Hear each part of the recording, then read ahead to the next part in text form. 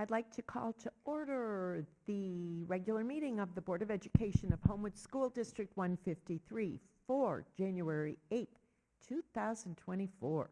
Roll call, please. Mr. Booth? Mrs. Marks? Here. Mrs. Buffet? Here. Here. Mr. Zimmerman? Here. Mrs. Havercorn? Here. Mr. Bosch?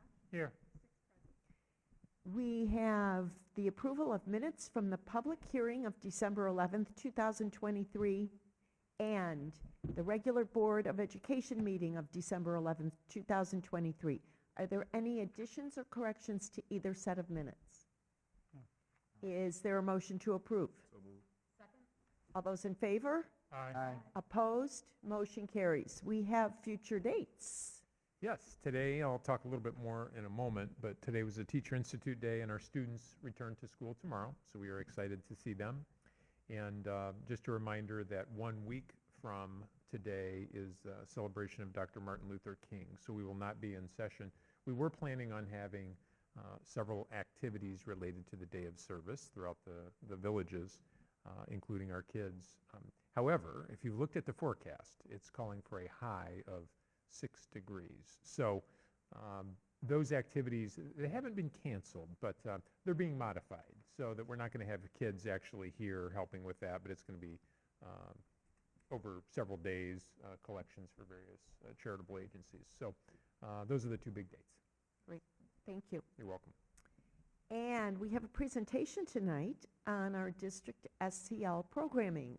We do. So as a board, we've had several discussions regarding, let's say, student behavior per se. It's actually more about social emotional well-being of our students in general. And there have been those situations where we have had reason to say, what are we as a district doing to ensure that our kids are acting appropriately and preparing them accordingly for not only interactions with one another, but what the future holds. So part of our strategic plan calls for a review of our current SEL programming and also looking at alternatives. And so I asked Cece Ballou. Cece's new with us this year, but Cece is a parent, lived in the community. Her children have and are attending our district. But more importantly, I asked Cece to review and work with our district leadership, many of whom are seated in the room here, to review our existing practices. And so she's going to do a short presentation kind of sharing. First of all, you can see the opening slide. Each of you has a hard copy of this in front of you, but we'll be projecting it also for the audience. The first thing is trying to provide clarity to everyone as to what the state of Illinois defines bullying as. It's a frequently used term, understandably so. None of us want our children to be in a situation where they're being harassed and certainly develop issues related to that bullying. And so as a district, what are we doing to address this type of behavior with our kids? And then more specifically, the remainder of the packet and the presentation will be looking specifically at each of our buildings and what we do at each of those places. Again, with an eye toward, and we're not going to get into this evening, but with an eye toward future development with our programming. So I will turn this over to Ms. Ballou. I'll be seated and be forwarding her slides for her, but I'll turn it over to her for talking. Good evening, Board, Dr. McAllister, staff, parents, and community. Cece, sorry, can you put the microphone? Yeah, there you At go. a height disadvantage here. In front of you, you have ISBE's definition of bullying, which may or may not look or sound a little different than what parents or the community would define as bullying. And so while I won't read it word for word, I will at least start with just kind of that opening phrase, and it says, bullying, including cyberbullying, is defined in 105 ILCS 527 through 23.7 as any severe or pervasive physical or verbal act or conduct, including communications made in writing or electronically directed toward a student or students that has or can be reasonably predicted to have the effect of one or more of the following. And then they go on to give some examples of how it interferes with the educational environment and the social emotional needs of our students. And then at the bottom, there are some specific examples of what that may look like in action, of the infractions that students may have as it relates to bullying. For the next couple of pages, you will find a synopsis of every building. I had a conversation with the assistant principals of each building, and we talked about the different programming that they are using to promote healthy social, emotional, habits in their students. And we've also gone through bullying looks a little different in each building because of the developmental differences of the building. So you'll find the most prevalent forms of bullying for each building, as well as the kind of more common consequences that may happen, and some considerations that they have taken into account for how we may address bullying in the future. Some of these things are kind of sort of in progress, depending on the amount of financial backing and or time needed to implement them, and others are kind of a wish list for our upcoming school year. So if you want to take a minute and kind of browse through that, it'll give you a better idea of how each building looks.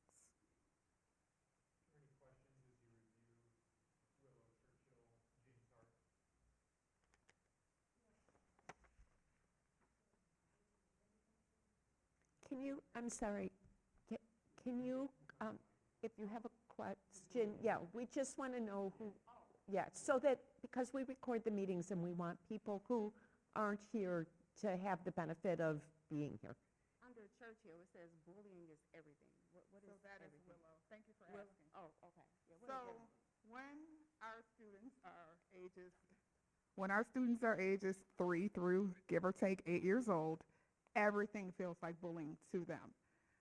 He looked at me, she doesn't like me, she said my shoes weren't cute, whatever the phrase may be. And so they may come home and say, Mom, I'm being bullied. Dad, I'm being bullied. They may go to a principal or trusted adult. And so one of the things that Willow has been tasked with is helping the students understand what bullying truly is, and to promote some problem-solving opportunities and develop an awareness for how students can solve problems with each other, with or without an adult's help, depending on the extent of what those interactions may be. But they are a work in progress, as we could probably imagine at that age. So, Does that answer your question? Okay, thank you.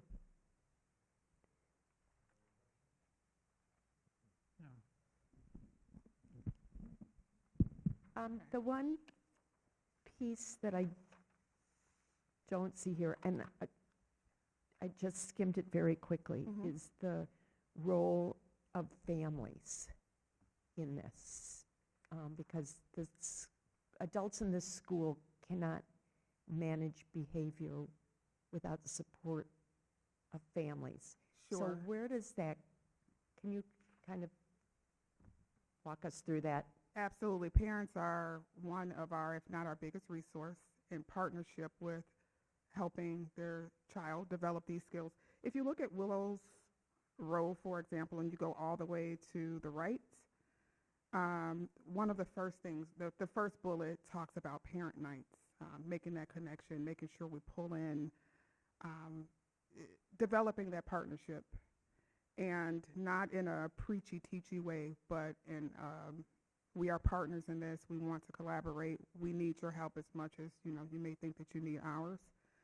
And that is representative of the other buildings as well. It may look a little different in the other buildings, but thank you for asking that. I just want to add to that, I know it's under consequences for bullying in Willow, it does says it asks parents, teachers, and supervisors to Yes. support efforts. So I like the fact that they're, I think someone used that word partnership also. So parents are an integral part of that partnership, that team in supporting the students' change of behavior. Yeah. I'd also like information on exactly what the students at Willow are taught bullying is. And is that something that is also taught to the parents and families? It is, and if you would like a little more in-depth explanation of that, I know that Melissa is here, right? Okay. I'm like, whoa, what happened? Ms. Lawson, did you want to come She's and here, answer that briefly? so if you want to expand on that a little bit. I was just wondering if we're teaching the, K through 2, pre-K through 2, what bullying is, how are we relaying that information? What are we telling them, and what are we telling families? Melissa, sorry, can you come up and use the microphone? I know, I don't like it any better than anyone else does.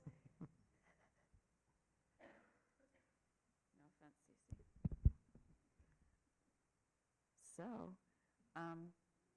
So when there's instances of that, or if we receive an email from parents saying, like, my child's being bullied or whatever, most likely it's Nancy or myself. It could be social worker or counselor. It could also be Chloe, our new behavior person. Thank you for granting that position again. We'll talk with that child and of the other children involved and who else, because we need to get the basis of it. Because a lot of the times it's a perspective of a child, and we're trying to deal with what that perspective is. Whether or not that's how we see it, it doesn't matter, because that's how they see it. We know there's no monster under the bed, but if they feel that there is, we still have to deal with that perception. So a lot of the time bullying is that, and explaining, no, that's not what it is, or no, that's not what that child was doing, or that was not the intent behind it. But that's also a phone call to the parents too, because you never really want a child to come down to the office and go home and say, I was in the office today, and then as a parent not have an idea what that conversation was. And those conversations usually start with, hey, we need your help with, not your child did. But if the students are taught the actual definition of bullying, does that happen during their school day, like as a class? Do they talk about this as a class, or is it just after there's been an incident and it's more of a one-on-one? I know it's specific to incidents. We do use the Second Step program for bullying, so they are specifically taught a research-based program on bullying. Okay. That also has a parent component that goes home, so the parents get it that way. It's also in my bulletins if you read them. Okay, cool. And that. Thank you. And that's an order. So I think that was a wonderful segue into what this looks like during the school day. So I'm glad that question came up. One of the things that Willow has tried to do preemptively is help students establish their zones, as they call it, zones of regulation, and it's simplified language to help them articulate where they are mentally or maybe even emotionally, which then would help staff members and the trusted adults read some of that body language, facial gestures, interactions, and find a way to support them. So if you're in the blue zone, as you can see some of the things in the blue zone, if a student says, I'm in the blue zone today, and they again are practicing this language and learning it, then you know that these are maybe some of the facial expressions you may see, and they may even have the capacity to use vocabulary and say that they are tired or bored. Moving into the green zone, which is the most positive interactions that they may have, and then there's a yellow zone, which may be somewhere in between, and then your red zone, which may manifest itself in unsafe behaviors to a student's self or others or property. And they are taught that feelings are neither good nor bad. They are just that, feelings. How we are responding to our environments and how we are engaging others is the most important part of when we talk about feelings, as far as maybe having a negative way of expressing them versus a positive way. We don't necessarily use that language at Willow, but the basis of this is that we don't define feelings as being good or bad. This is more Willow-friendly chart, if you will. You could probably use this in pre-K if they aren't quite reading yet. They know emojis. They know what faces, what a face would be identified as something happy or not so happy or somewhere in between. So just another example. Now, Say it again, I'm sorry. she said that posters in every Yeah. classroom. Okay.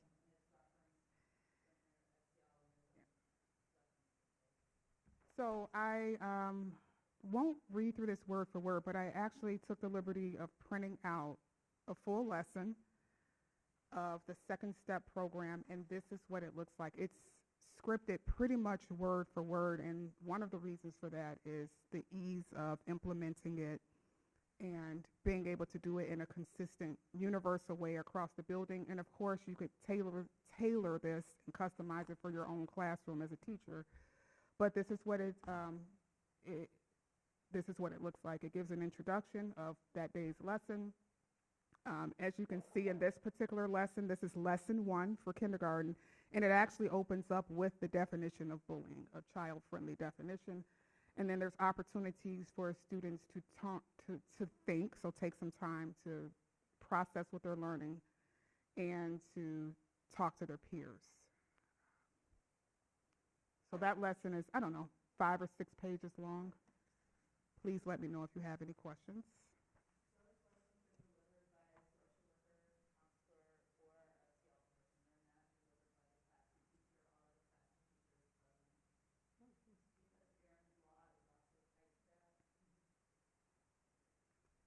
So quick question. Thank you, this is helpful.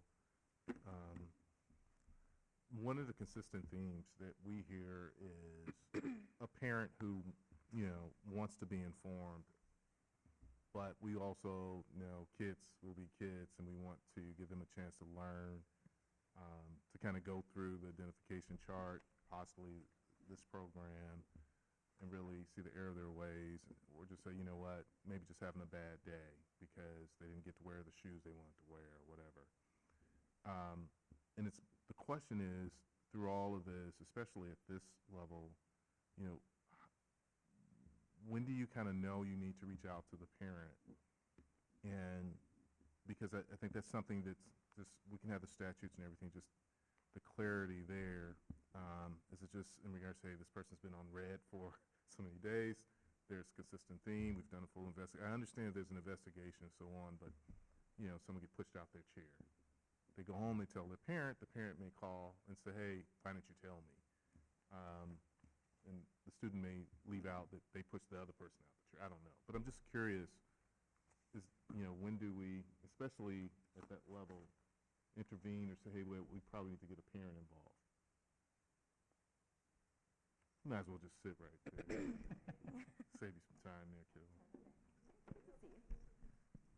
have to use that too. Gentlemen, You're good.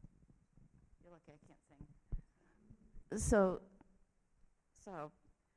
zones used to be only used with our students who had IEPs that were identified with social work.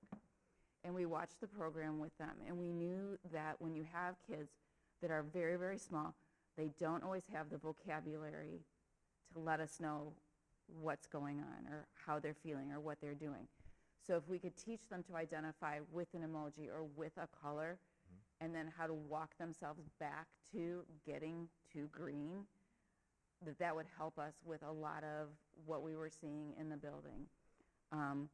So Nancy and I talked about it, and because we were able to, with the low bilingual numbers, increase our SEL position to a full-time position, we were able to send Jen Ermschler to training so that we could implement it building-wide. So now every student in the building is getting what used to be only for our students that were identified with specific needs for social work. It's been great for us because I can pick up a child who, if a teacher's like, we're getting close to whatever, and I can say, what zone are you in? Okay, what will help you? Because they've learned these are some things that will get me out of the blue zone. I could go for a walk. I could go into the calming corner, which is in every classroom. I can do this. And then they have that vocabulary to say, like, I'm almost to green. I just need a couple more minutes. And, okay, I'm green, and know that they can rejoin their classes at that point in time. So by making sure that there's a common vocabulary among all staff and students, we've been able to much more accurately and appropriately address student needs. Does that answer what you were asking Well, me? it does in regards to having some consistency. So if you're in a different classroom, one student is behaving a certain way, a parent may be coming in for. You asked several- about parents, yeah. I'm sorry. And others Okay. may not say something to the parent, just trying to So, understand. some of once the- the zones has been taught throughout the building, if a teacher feels that a child is still struggling with some specific parts of it or not understanding how to utilize it, they will do what's called a referral ticket. It's online that goes to our SEL team. And the SEL team will talk with the teacher. What are you seeing? What do you think needs to happen? Sometimes it's just more repetition. Sometimes it's more practice. Sometimes with little kids, we know practice makes permanent. And it depends on different kids and stuff like that. And it depends on why we think that behavior or those emotions are spiking. Is it something that we can control? Is it a preemptive thing? Is it they're not getting breakfast at home and now we have this great breakfast program, so that's eliminated. So it's kind of figuring out what it is. At that point in time, we'll determine, does this child need some small group zones work or some small group SEL work? And that's always, parents are always then brought in at that point in time. This is what we noticed. This is what we're seeing. This is how we would like to address it. Is that okay with you? So it's a tier 1 intervention across the board. When it becomes a tier 2 intervention or a small groups or something that's offered, that's not offered to everybody, parents are always notified. That's helpful because just thinking about incidents that may happen throughout the school day, it's not an immediate, and some parents want to know right away, hey, let me know and I can straighten my kid, but it sounds like the way this is being implemented is that, there's a process to it, not independently each classroom reaching out to parents and they really haven't gone through the process. I think it's not perfect, but it's good to know that we have something that's in place, just about, the consistent execution of it. So that's helpful for me, because when I start to think about 2023, there was a consistent theme, not saying right or wrong, but just in perception in regards to when they should be contacted and why they weren't contacted and so on. So I appreciate it, especially at this level too, where it's a lot more helicopters. I have a quick question to kind of piggyback on that. Are the interventions that you were speaking of, are those for the child that's being bullied or the child that's doing the bullying? It would be both. Because the child who is, if it's indeed bullying or whatever it is, you need to work with the child who's the recipient of that or the victim. It's a lot of where the restorative practices come in and those conversations and giving kids the voice to say, when you do this, this makes me feel like whatever. Sometimes that is done between a student and a teacher. Sometimes it's just among students. But you need to address both sides of it.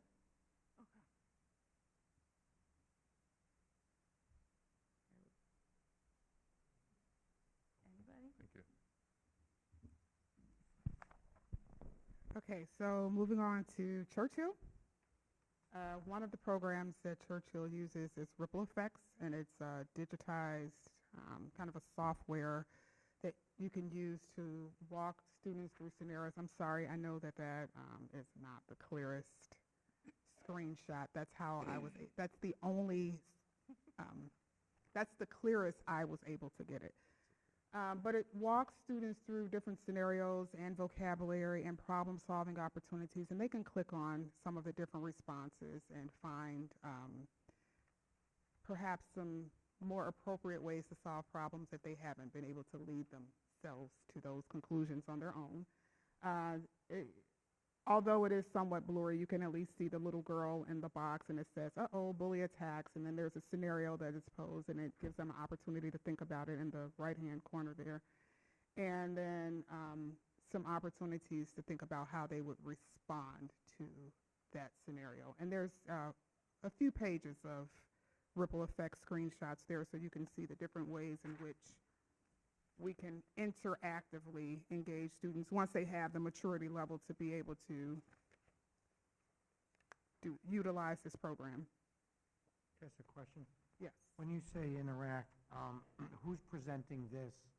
Is this the teacher that's working on them, or is this a social worker, counselor, somebody else outside of that classroom that comes in and does that? So Sarah's going to come and speak on behalf of Churchill. So once a month, a teacher leads a specific ripple effects lesson. They put it up on the screen, and the whole class interacts with the lesson. But we also have the opportunity, teachers and staff can assign students lessons specific to their needs based on all of these different categories.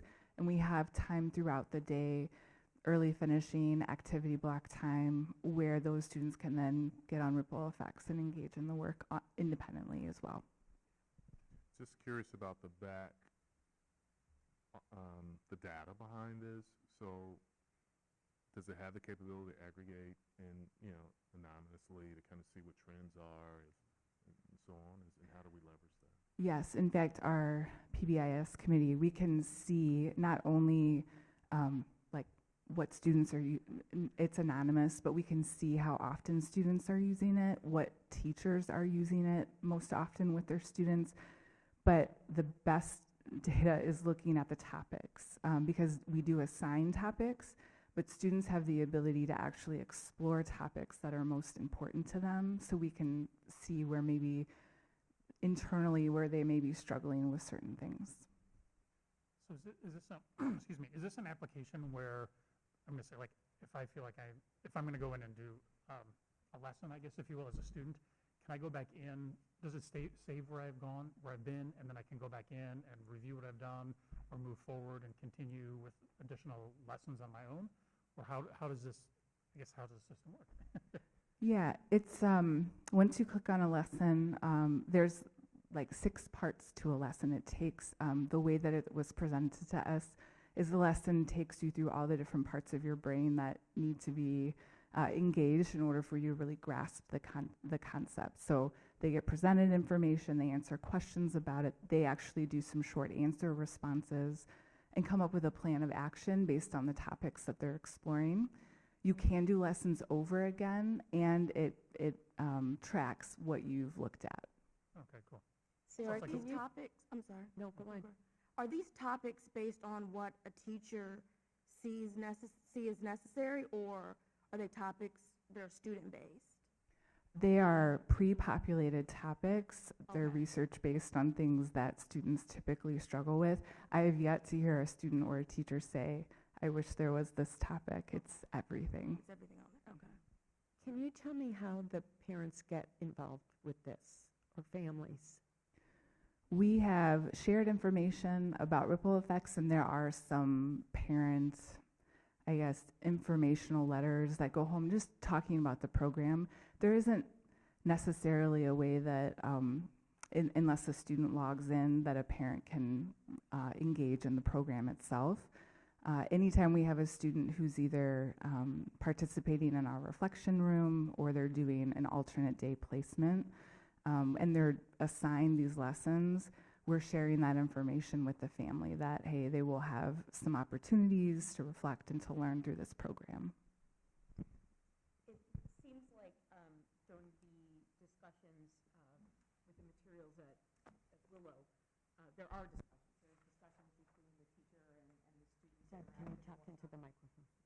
I'm so sorry. It's okay. It seems that there are interactions between the teacher and the students at Willow where there's conversations among everyone. Is the same sort of thing happening at Churchill? Yeah, this is an additional layer that we've added to Churchill. We also use Second Step. And so when I mentioned we do once a month ripple effects, the other weeks, and actually third and fourth, our 5th grade, they have SEL and this time built into their day at least 3 to 4 times a week, where they are doing a classroom meeting, they're engaging in topics in addition to bullying around social emotional learning. Great. Thank you. So, do you view this as a self-reflective training? I won't say training. I'm just proud to say we call it training, right? So a student is in here and they get led based on what they click. Do you view this as being highly self-reflective, meaning that if I'm a student, I block out everyone else, I start to see, is this happening to me or not? Yes, it is self-directed. And I think too, what I like about this aspect of our programming is that it's focused and it's intentional around specific topics and trends that we're seeing in the data. So this may not be for you, just maybe for you. I'm just curious, if I am a student who is bullying, but I don't believe I'm bullying someone, if I'm taking this, will I have an existential moment like, oh, wow, you know, I'm giving our kids a lot of credit here. They're still kids. But, or is it more from the perspective of someone analyzing, or as a student realizing if they've been bullied? Because the accusers, if they're taking this, you know, is there something, do you feel that it's adequate enough for them to be able to kind of be reflective? And I think that no one thing we do for bullying is adequate. I think you have to engage multiple aspects of student programming to really get to the root of either why someone's choosing to be a bully or dealing with the impact of being bullied. So I would say no. By itself, letting a student just do ripple effects is not enough. I think often it's a follow-up from the teacher, it's a follow-up from the social worker, our team, to say, what did you take away from that? And also just reinforcing, like, you know, last week was rough and you engaged in this lesson, but this is what I'm seeing from you that is an improvement, or, you know, this is what I'm noticing is going well for you. yeah, and that's fair, and it's a no for us. I know Dr. McCall said we're not going to do solving tonight, but I think eventually we will have to figure out what remediation looks like, right? From a learning perspective versus, you know, dean's office, where we're fine, but especially leveraging technology, because these students, they're mobile device learners. Yeah. So, You mentioned like the topics too are very specific. You can assign a lesson to someone who has been an aggressor. It literally says bullying aggressor and then bullying victim. So I think that, yeah, I think it's that specific. not saying you are the bullier, but it says that, but just take Well, I don't know that they see that, but don't pay attention to what it says at the top. I'm sorry. I had to- yeah.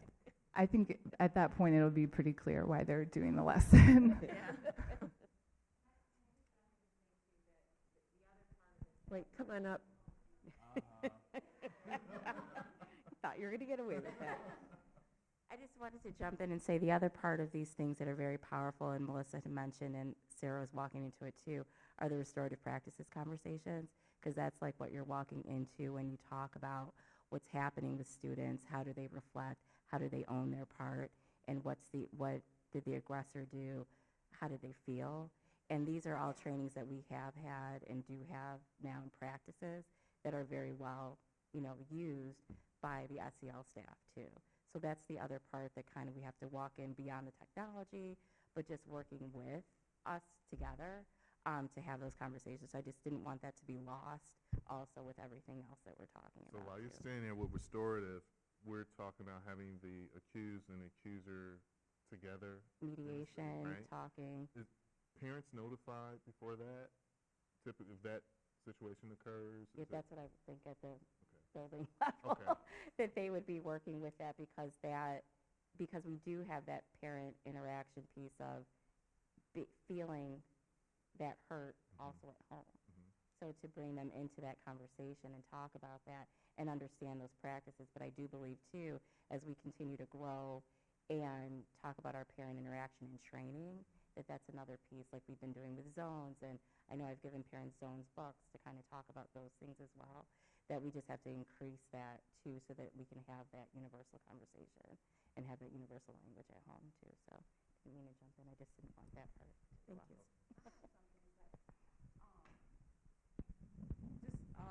Regarding communication, as a parent, my son has been in this district for, you know, a couple of years. You have to communicate effectively. As you guys were speaking earlier about a situation, when would Ms. Lawson contact that parent? I am that parent that want to be contacted. Okay, this is kind of what's going on, because I don't want to meet with you and you got a whole packet of things that my son has been doing for a month, you know. So communication is very important, and it's a lack of it in the school district, just speaking with like other parents, with the teachers. So communication is important. So maybe some parents do not want to be informed, But I remember a couple of years ago, and I don't know this lady, what's your name? Yep. I met her a couple of years ago, and she told me to let them know where you stand as a parent, because it is a partnership. And I am a communicator, and I do want you to communicate with me. And I was told before, well, some parents don't want to know, but maybe they don't, but I'm the parent that knows.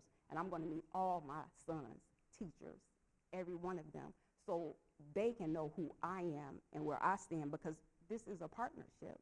So if you don't communicate with me effectively, how can we help each other? So effective communication is very important. So just if that parent wants to be contacted at point A, point B, or point C, that should be implemented. And I'm speaking on behalf of parents, because there's not been effective communication in the school district. So that is important. And that's what I have to say about communicating when it comes to any situation with a child. Communicate with the parent. Parents have different ways that they want to communicate. For me, you can call me, you can text me, you can email me.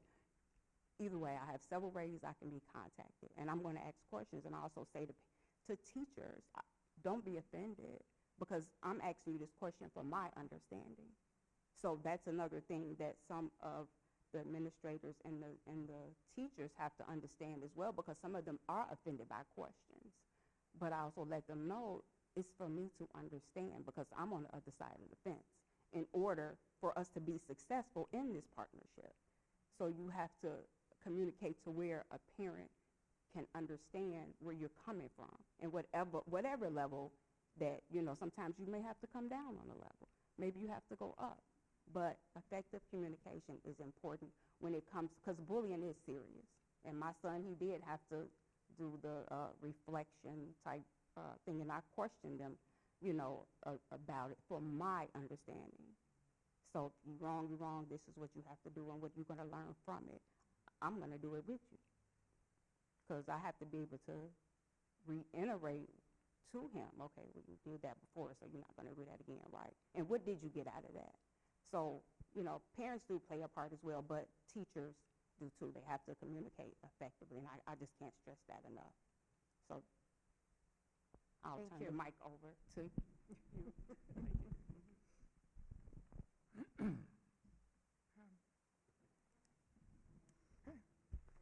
And so, last but not least, you have James Hart. One of the ways that they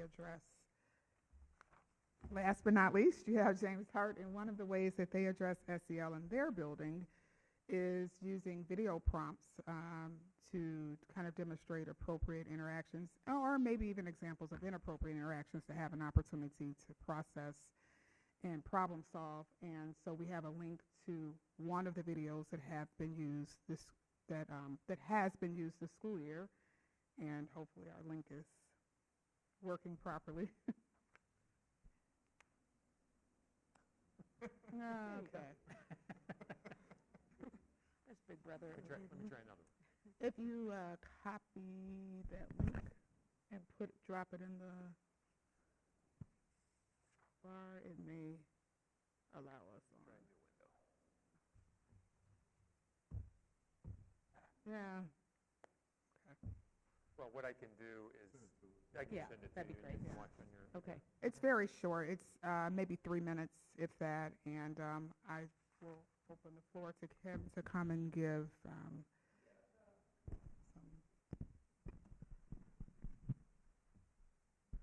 So that video is just a short one, and we've used several, we found different ones, especially addressing bullying, that we've used throughout the year. This is in addition to, every Monday we have a SEL schedule. So we have time during advisory each day. So question of the day, kind of that community building that happens in the classrooms. And then we have our SEL time for, and we use the second step curriculum. In addition, we put out, especially if we're seeing things pop up or different topics, we will put some videos out there. And then another thing that we have that is actually very similar to Ripple Effects, our program is called Sweet 360. And it is similar in that the way we've been using it has been that restorative and reflective practice. So it has been our students who have been our high flyers. So students who are, when they're sitting in and they have gotten an in-school suspension, or we're seeing multiple detentions, or multiple things are coming up with the same topic. And very similar to what Sarah described, they are assigned that topic, and part of it, they actually have a little quiz at the end, and they have to do, like, basically write a reflection, and we get to say how long it needs to be. So that is something that we have control in there, and saying what they need to pass this unit. They may have to do the unit more than once. That has happened, just because sometimes of things that are going on with students. But truly, like, I had a conversation recently with a student. He was like, "You gonna give me one of those videos?" Like, I sure am, because you shouldn't be in here to see me. You know what, if you did this, we've got to have better behavior. And so, yes, this is something you are going to do, because you know what you did, but we want to make sure that you're learning from it. And if you know that you're gonna come see me and have to do that video, then don't come see me. Don't do it. So that's just another thing that we're doing here at the middle school level.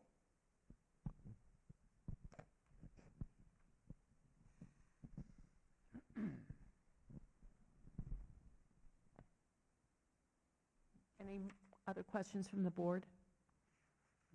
I'm intrigued by the fact that under James Hart here in this chest with the bullying programs and approaches, that boy-to-boy bullying isn't listed. And I understand that it says the most prevalent forms, but I guess my concern is if I'm a parent of a boy who is being bullied, maybe I'm going to question my son a little bit more, like, are you sure? Because that doesn't really seem to be a problem at your school. Or maybe a child will feel weird that there's something wrong with him because this doesn't happen to other boys. I don't know who sees this list, but that concerns me a little bit. I guess I have a follow-up question to that. Is it more of boys' reluctance, right? Just historically, you'll be okay, that's your teammate, and they may be a little bit more reluctant to come forward. So from a tracking standpoint, although we know as a board what comes to our plate, and there's been boy-to-boy stuff, right? But yeah. I'm just curious, especially at Hart, do you see that snitches will get stitches, or, just more reluctance, but we know that there's behavior. And again, the reason why we're having this discussion, I appreciate this, is that because we saw a common thread, and we really wanted to be proactive, and I appreciate the work being done on this. So that's what, when you were saying that, I was thinking the same thing. I noticed that was missing, but I was just curious to just say, since you've been here, what do you think? We do have a huge problem with anyone speaking up to say anything. Sure. Truly, we've had big things happen and we find out the next day, or sometimes never, like from, students. We are trying to just do our best, and we always let students know all the different ways they can let us know. And I feel like it's getting better just in terms of students' contact. I tell them, email me. Nobody knows that you emailed me, and then that way we can investigate. You can send it. Now, and some take advantage of it. Some take way too much advantage of it. I've already gotten messages about snow days, but just in terms of letting us know what's going on, and so that's one of the things we do struggle with, especially at this age group, because, and parents, and I tell parents the same thing too. Yes, they don't want to seem like we never go and pull your child out in class and put them with the other one and say, okay, he told me you said that. We never do that. Honestly, the kids think we have cameras everywhere and I can hear everything, because I'm like, what, we saw this, and may not. But just in terms of making sure that person, when they're letting us know that, we are investigating and we're not putting you on the spot just in terms of that investigation. But truly, see something, say, we need them to say something and to tell us a lot more.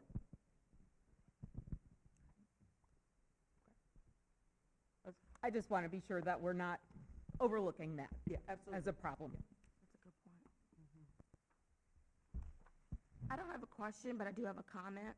I know that this is a very generalized, the 105 ILCS, but I think it's important to just reiterate that this is not all that bullying is. Right. And that one of the biggest things that I think is excluding. And that's not, included in here. And I think that's important. And we see that, from the very young ages all the way, through high school, with kids excluding, excuse me, students. And that is a form, of bullying. But that, seems to sometimes be overlooked because it's not a physical or, online or that kind of thing. So I just think it's important to mention that. Thank you for saying that, Ashanti, because I understand that this is the ILCS definition and fully respect that. Right. But we do know that bullying has been defined in other places as a real or perceived power imbalance. And I know that's not the definition that we're legally working with. Right. But when it comes to a child's well-being, I think we need to keep that in mind. Absolutely.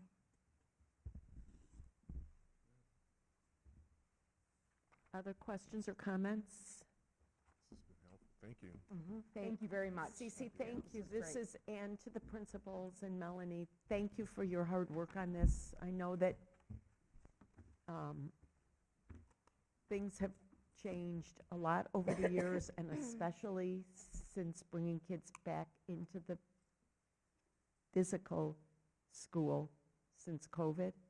And I appreciate all the attention that you all have paid to making sure that our kids both feel safe and know the right, appropriate way to behave, not just in school, but in life. It makes a difference. So thank you to all of you for all your hard work on this. Thank you all. Thank you. Yeah, come on up. No, you gotta use the microphone voice, because we're on whatever it is we're on. I did just want to add one thing when you're talking about exclusion. Yeah. That I do see a lot in the schools, affinity groups and groups that come together because they don't typically aren't about this or that, but then the social workers and everybody have done a really good job of like creating like anime groups or something like that, where or LGBTQ or whatever, where kids can find their person. Their people. Too. Yeah. So I definitely have noticed that just because I happen to sit in an office where I hear a lot of things on the peripheral. So I just wanted to add that part too. Thank you for saying that, because as an educator myself, I've seen it from the very little ones all the way up, to the older ones, and it's definitely something that needs to, definitely be addressed for sure. Okay. The next item on the agenda is audience participation. Is there anyone in the audience who has come to address the board on any items that are not on tonight's agenda? Come on up. If you could come to the microphone, tell us your name, please. My name is Titania Stokes. My son, he attends James Hart. So I just have a couple of questions. My first question is, can we appeal grades? Because I didn't see anything in the policy. Can you appeal grades? Yes. Any grade discussion would start with the teacher. And if you've talked to the teacher and aren't satisfied with that answer, then that would go to the building level administration. Beyond that, there's not an appeal process for a grade outside of the building administrator. I wasn't successful with the teacher. So who are those? Ms. Johnson, she's the building principal for James Hart. Your email. Okay.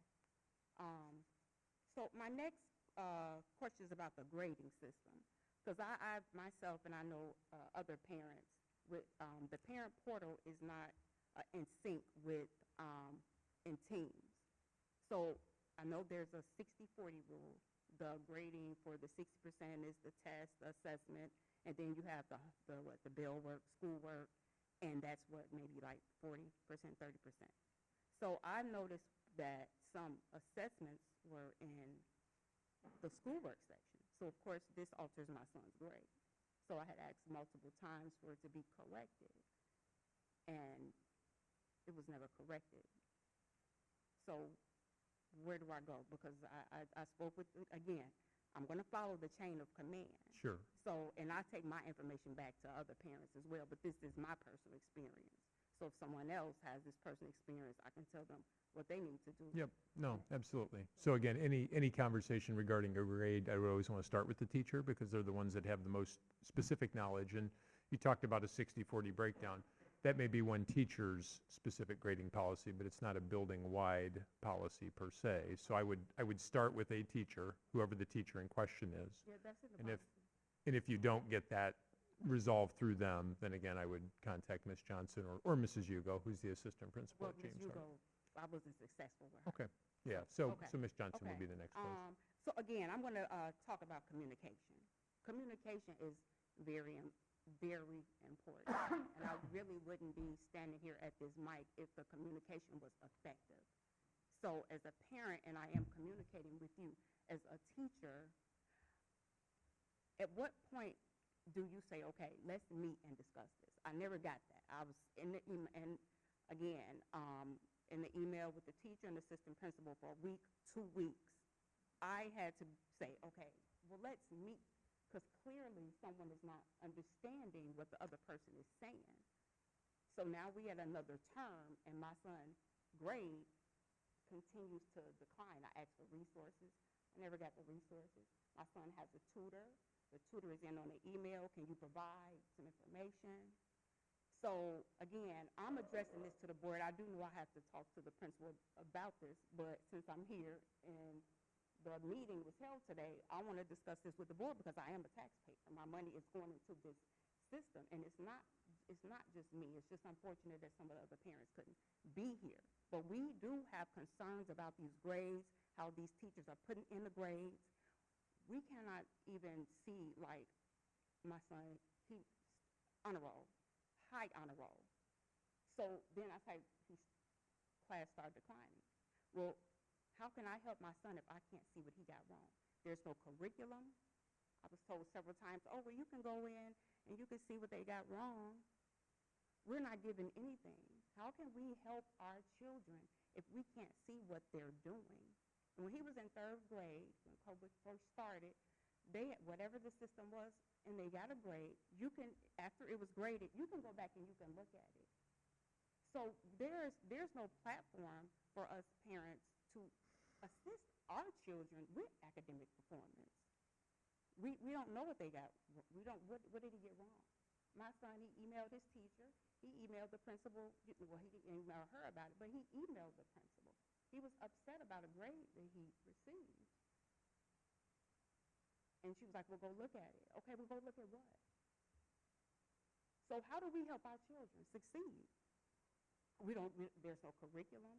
And I'm not speaking of all teachers. I know some teachers, boots off, they're going to communicate well. They're going to provide what needs to be provided. But at this point, like I said, for me, and I know a couple of others, we're not getting what we need to help our children succeed.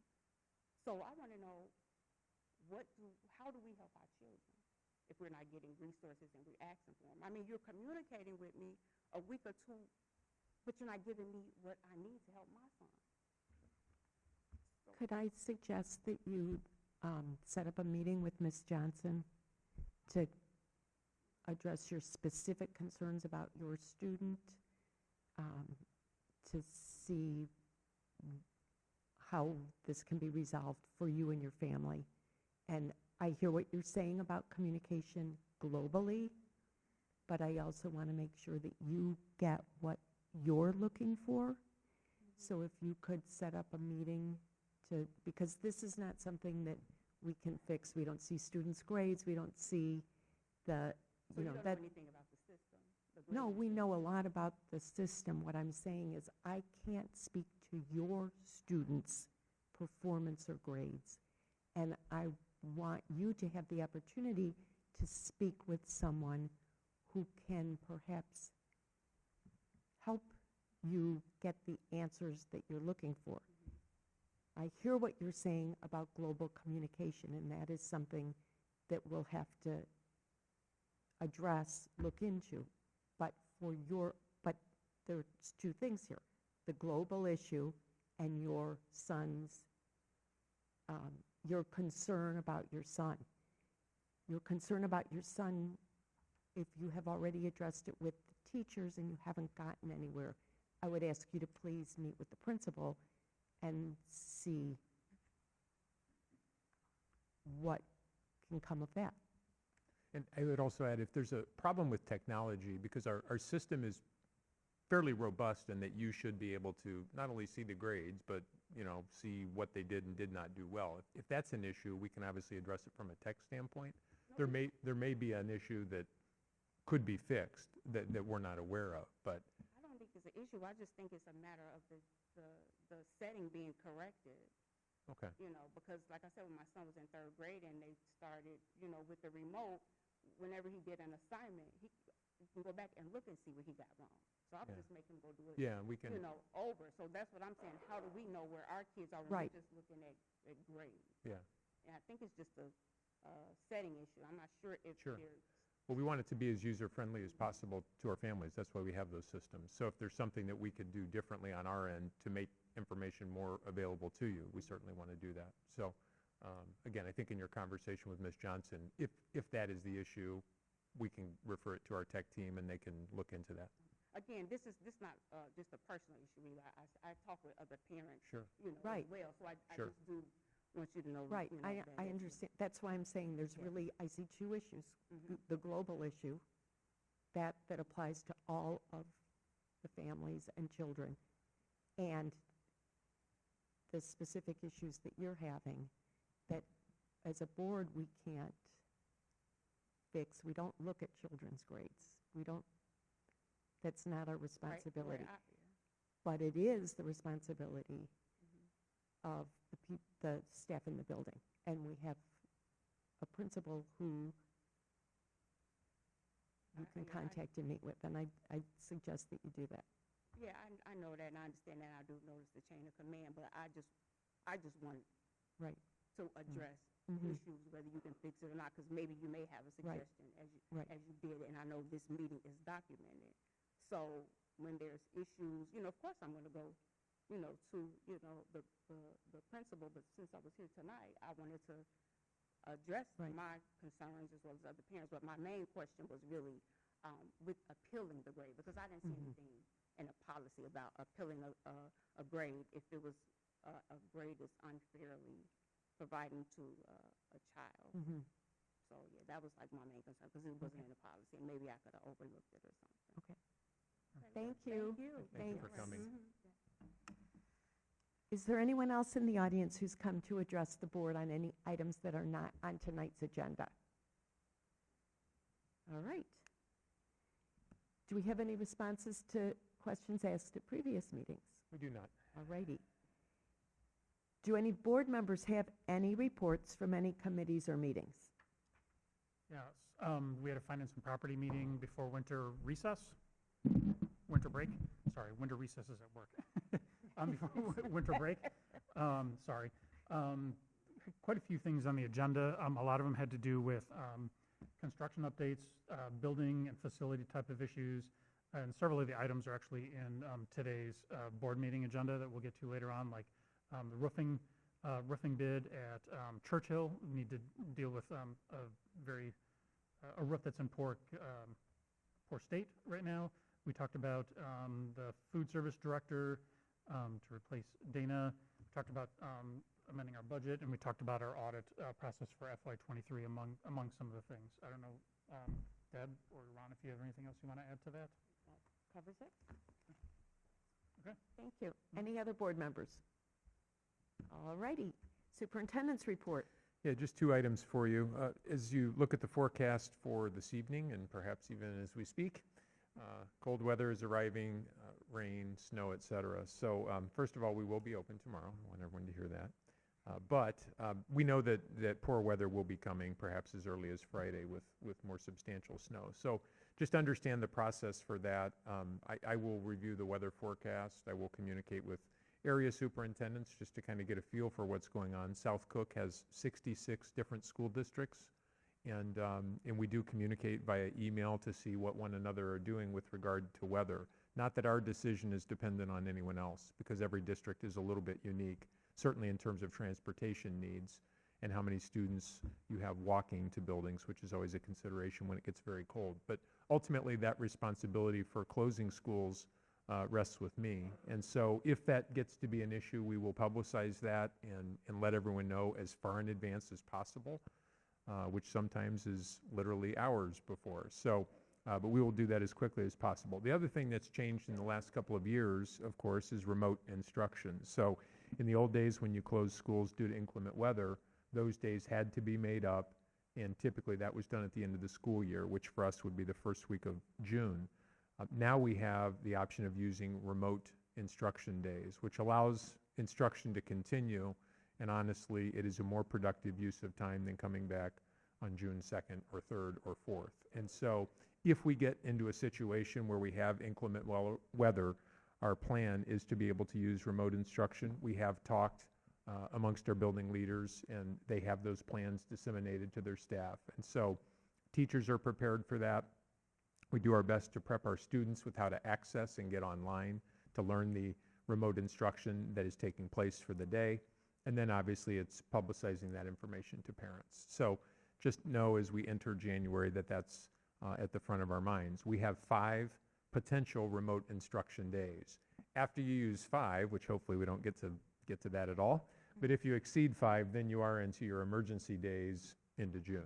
Okay, so, but 5 typically in Illinois does the... Say it. Yeah. Say it. 5 is 5. The other thing I wanted to point out was today we had a Staff Institute Day, and the topic for our entire staff was diversity, equity, and inclusion. So we're in year 2 of our deep equity work, and we have 2 presenters who have been with us since its inception. They've been working with about 120 of our staff members. And then concurrent with that, we had a presenter come in, Dr. Cheryl Watkins, who also spoke on equity and inclusion related topics. So our entire staff spent 8 hours today with that work, and it's really, really important. And I think I can speak for the Deep Equity Group because I was in there with them. The one theme that I kept hearing repeatedly, and hearing this discussion on students, it kind of resonated with me when we think about our adults as well, because it comes down in large part to relationships. And I heard all 3 buildings. At the end of the day, we broke into buildings and had smaller discussions at Willow, Churchill, and James Hart. And all of them talked about the need to get to know one another better. That was a resounding theme. And so what can our building level administrators, and we have administrative council tomorrow where we'll be talking more about that, but what can we do to build those relationships? And I looked around, we were in this room actually for James Hart, and I looked around and there were maybe 30 to 35 staff members from James Hart who were here. And I said to them, I go, I guarantee you can look across that circle and see somebody in this room that you don't know their name. Mm-hmm. Teach in the same building and you don't know their name. And I saw heads nodding everywhere. And the same is true at Churchill, and the same is true at Willow. Because every year you bring in, even if it's 5 or 10 new staff members, and 5 or 10 people leave, you know, in a period of 2, 3, 4, 5 years, suddenly half your building is new. Mm-hmm. And so maintaining positive relationships is at the core of what we do. And you can talk all you want about equity and inclusion work, but if you don't know one another and trust one another and develop relationships, it's all for naught. And I think the same thing is true of student interactions. How well they get to know one another as people helps stop some of the problems from happening. And that's why the SEL work, so much of the SEL programming that you see that's happening here, it's designed to promote positivity amongst individuals, to be proactive, if you will. So I just wanted to mention that. I felt it was a very productive day. We'll be doing, as we do after all of our Institute days, we send out feedback forms so we can kind of hear from our staff as to how they felt the day went, what they would like to see the next time we get everybody together. But the goal, as I said to them when we started this morning, if we're going to bring all of you together for 7 hours, 8 hours, it needs to be productive, because we only get 4 of these days a year, and 2 of them are the very first 2 days of the year. So we really get 2 full Institute days to do development work like this. And so it's really important that we make it productive. But I just wanted all of you to hear that. Thank you. You're welcome. Okay, we have several consent agenda items tonight. The first is to authorize the chief school business official to pay the usual and customary bills for February 2024. The second is the approval of new revised policies in Press Plus 113, including Policy 530 and Policy 460. Did you want to address either of those? Yeah, those are just two outstanding policies from previous issues. There's nothing here that is new. I did email all of you with regard to the tuition for staff members. And at this time, the recommendation, which is part of this approval process, is to say we are not going to move forward with the acceptance of tuition students for staff members. However, we can obviously revisit that. I think that's one that merits a discussion for all of us. So at this time, we'll continue with what the status quo is. We did survey South Cook. There were about 30 districts that replied to that survey, and over 80% do not have that type of policy. Again, not that that means anything as to what we should or must do. That's just a little bit of comparison for you so you know what other districts in the area are doing. But at this time, we'll maintain the policy that we have, which is you must be a resident in order to attend, but we can always revisit that. Great, thank you. You're welcome. Any questions on press? Okay.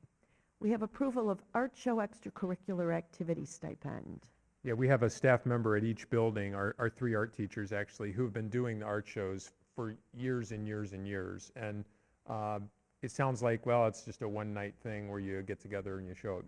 The reality is it requires hours of preparation for art teachers to gather all that work together, to display it, to break it down.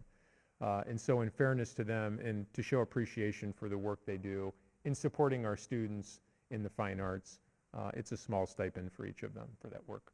Great. Thank you. Any questions on that? No. All righty. And we have a personnel report. Just 2 things on personnel that I wanted to point out to you. First of all, congratulations to Damarie Woodbury, who is an EL teacher at Willow and Churchill schools. She received her national board certification. And if you know the teaching profession, national board certification is the highest accomplishment you can receive as a teacher. It is incredibly rigorous to become nationally board certified. Fewer than half of teachers who apply and go through the process pass national board certification the first time, and many of them try again. And it's a learning process. But I think for those teachers, and we have a handful in the district, including Damarie now, who are nationally board certified, if you talk to them, I think it's just the process of going through and reflecting on your work that is so valuable. But that's a huge accomplishment. Congratulations to her. And then the other thing, it breaks my heart to say this, but if you look at a intent to retire June 1st, one of our most beloved employees, Charles Vaughn, who is the evening custodian. As a matter of fact, you'll probably see Charles on your way out here. Charles has put in for retirement. And if you don't know Charles, spend the next 6 months getting to know Charles, because he is an incredibly special person, works really, really hard, and every staff member here at James Hart loves the guy. And that doesn't come because he's a nice guy. He's earned it. He's earned the respect of everybody here. He's just a wonderful human being. So hate to see him go, but we have 6 more months with Charles. Do we have to approve this? We don't. We can say no. We can say no, but he's going to Arizona regardless. Okay. All right. Any questions on the personnel report? Is there a motion to approve the consent agenda? Motion to approve the consent agenda items as presented in items 7A, B, C, and D. Second. Roll call, please. Yes. Yes. Yes. Yes. Yes. Yes. Motion carries. We have several action agenda items tonight. The first is the second payment of December 2023 bills and first payment of January 2024 bills. Are there any questions about the bills from the board, from the audience? Is there a motion to approve? Moved upon the recommendation of the chief school business official that the Board of Education authorize the second payment of December 2023 bills and the first payment of January 2024 bills in an amount not to exceed $2,787,859.91. Second. Roll call, please. Yes. Yes. Yes. Yes. Yes. Yes, motion carries. We have approval of the bid from Ritter Ford for the Churchill Roof Replacement Project. Yes, as Mr. Bosch mentioned earlier, we discussed with F&P last week, the Churchill roof is in dire disrepair. I'm looking at Dr. Schnorr, and she's nodding her head.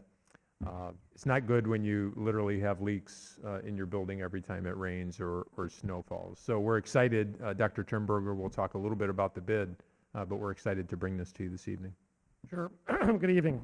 The administration worked with Garland. Garland is a manufacturer of roofing materials, and they're also available on government contract. But in working with Garland, they developed the bid specifications and they pre-qualify the contractors because Garland, and they also supervise the project because Garland is on the hook for the warranty. So this will be a 30-year warranty roofing project. So there was a mandatory pre-bid on December 4th. We had 10 companies attend the pre-bid. 8 companies submitted bids on December 15th. We had a base bid, which was to do the entire roof, and we had an alternate bid, which was to do half of the roof, depending upon what the numbers came in at. And the numbers came in under estimate.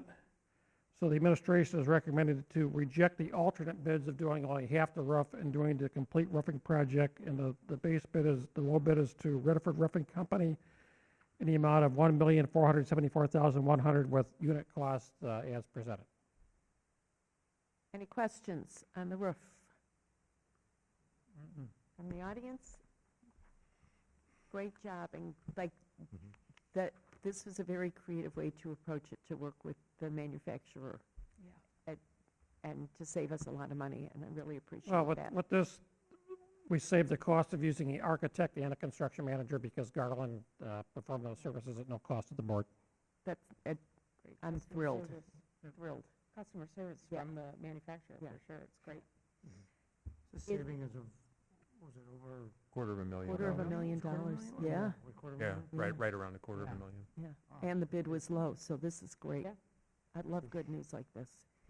And I've worked with Garland in 2 other districts and have been very pleased with the cost and with any kind of warranties that have come up. They immediately take care of any issues that come about. Great, thank you. Is there a motion to approve?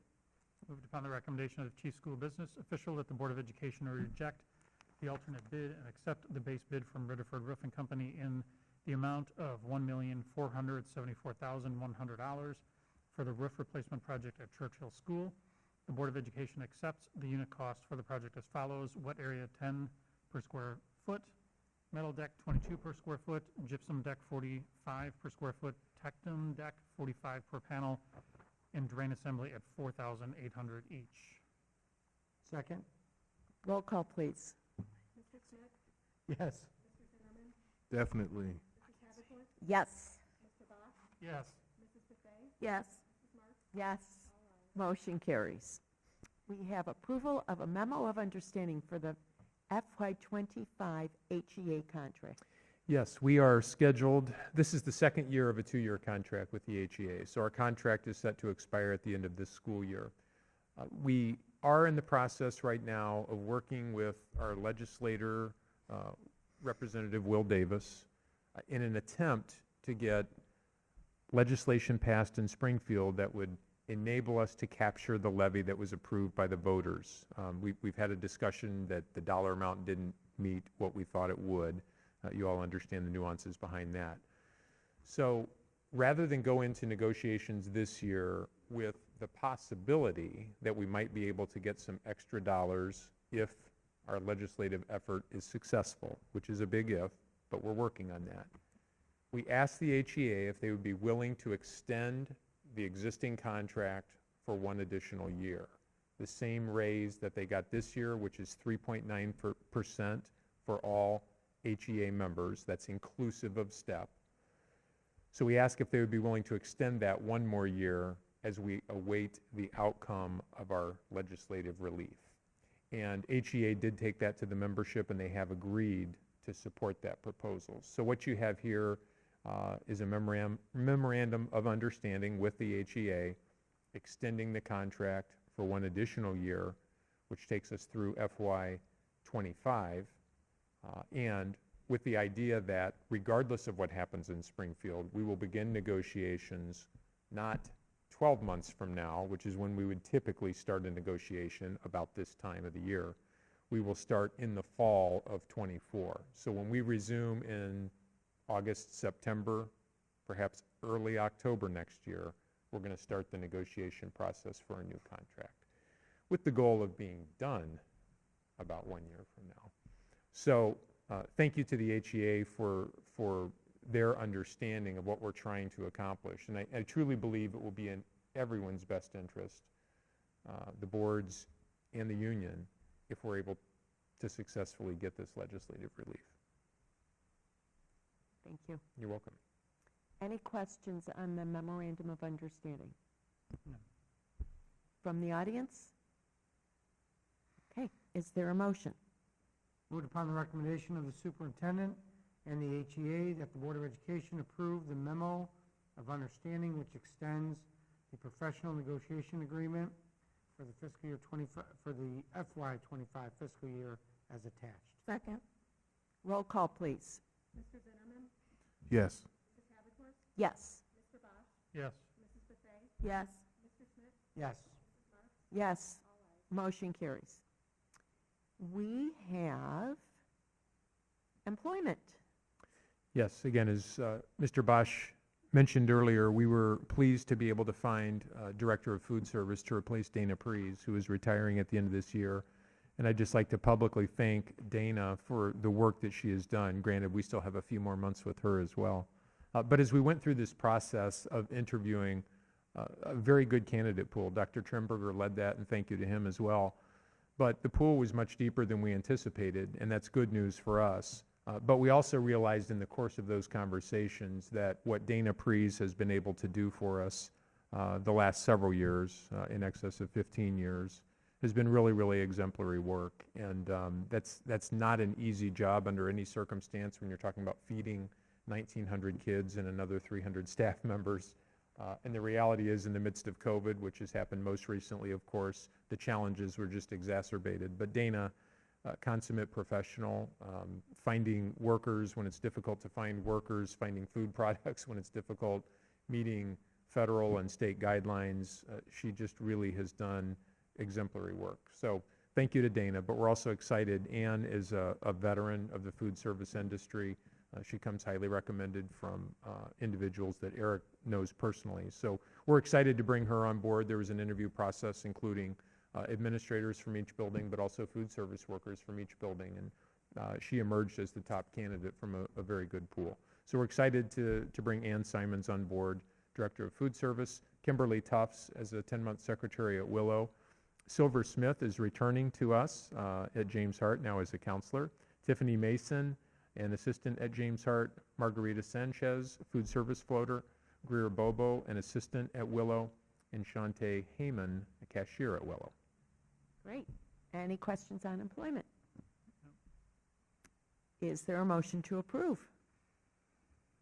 Moved upon the recommendation of the administration that the Board of Education approve the employment of Shante Heyman, effective December 15, 2023, Greer Bobo, effective December 20, 2023, Margarita Sanchez, effective January 9, 2024, Tiffany Mason and Silver Smith, effective January 16, 2024, Kimberly Tufts, effective January 22, 2024, and Annie Simons, effective March 28, 2024, upon the terms recommended by the superintendent, conditioned only upon receipt of a satisfactory criminal background report and upon receipt no later than February 1st, 2024, of evidence of proper legal qualification for the position to be filled.